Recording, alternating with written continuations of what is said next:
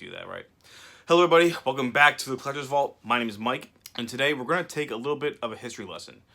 I was thinking about today, just like, why was Pokemon such a big hit? Like, what about Pokemon made it so amazing when it first, was brought into our lives? Why did it make that much of an impact? Like, what was my generation thinking when we first saw Pokemon being introduced to us? And also I kind of thought, how was it introduced to us? How did Nintendo and the Pokemon Company introduce Pokemon into us and make it just, become the big critical acclaim hit that it is? I'm going to show you guys just how Pokemon was introduced back to us in 1998 and why my generation and many other generations fell in love with this Pokemon franchise and why still to this day it holds a big place in my heart nostalgia-wise. Even though I'm not a big fan of the newer stuff as far as like the newer cartoons, even the newer, some of the newer cards are nice, but it's always going to hold a special place in my heart because it really was my childhood. So, let's go take a little bit of a trip back in time right now.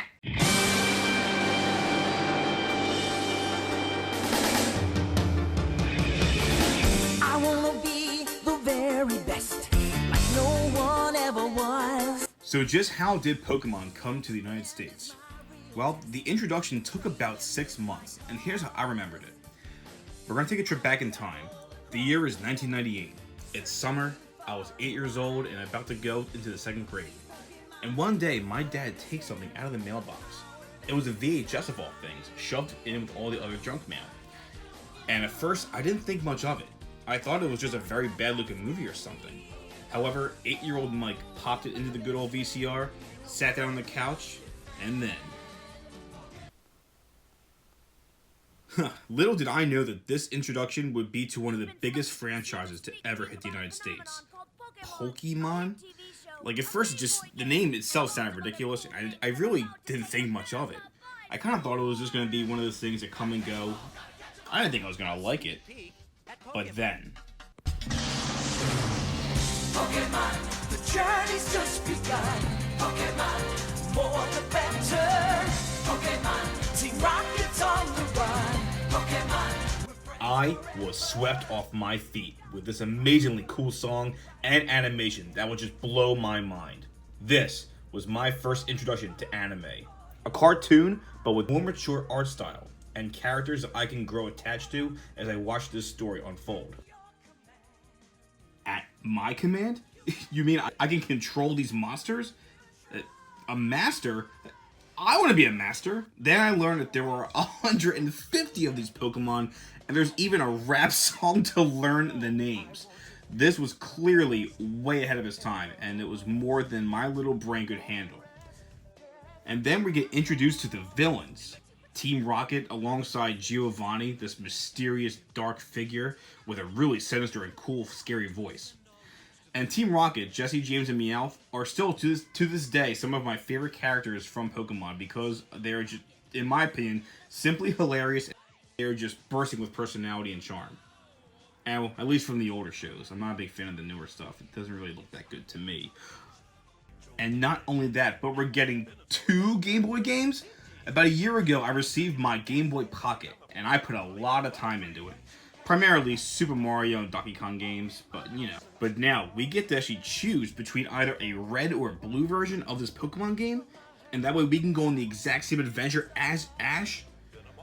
Of course, I took the blue version, because as cool as this fire-breathing dragon looked, there was just something about this blue turtle that I liked more. And blue was my favorite color.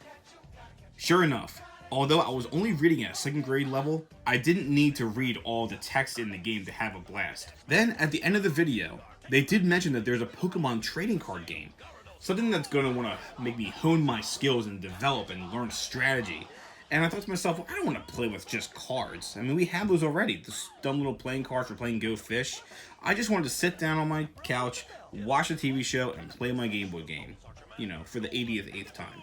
But then, when I was walking through Toys R Us, and my dad got me some of those Pokemon card packs. Ah, God, I miss those good old days. As I opened the cards my dad bought me, I just fell in love with holding these pieces of art in my hand. And then, it happened. I pulled my first holographic Pokemon card, Zapdos. I didn't even know what this Pokemon was yet, but I just knew that the shine on that card told me it was special. That's when I was hooked. And just like all other kids my age, we all wanted more cards. We had to have more cards. Just so that way we could, catch them all.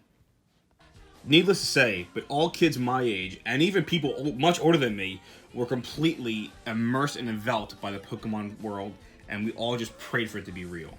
We loved watching the TV show, we loved collecting the cards, we loved playing those video games, and it just became like a religion to us. We prayed for Pokemon to just exist one day in real life. It was really all we could ever think about, and all we cared about. And trust me, it only got better when a Pokemon movie was announced that would appear on the big screen. But we'll save that for another time.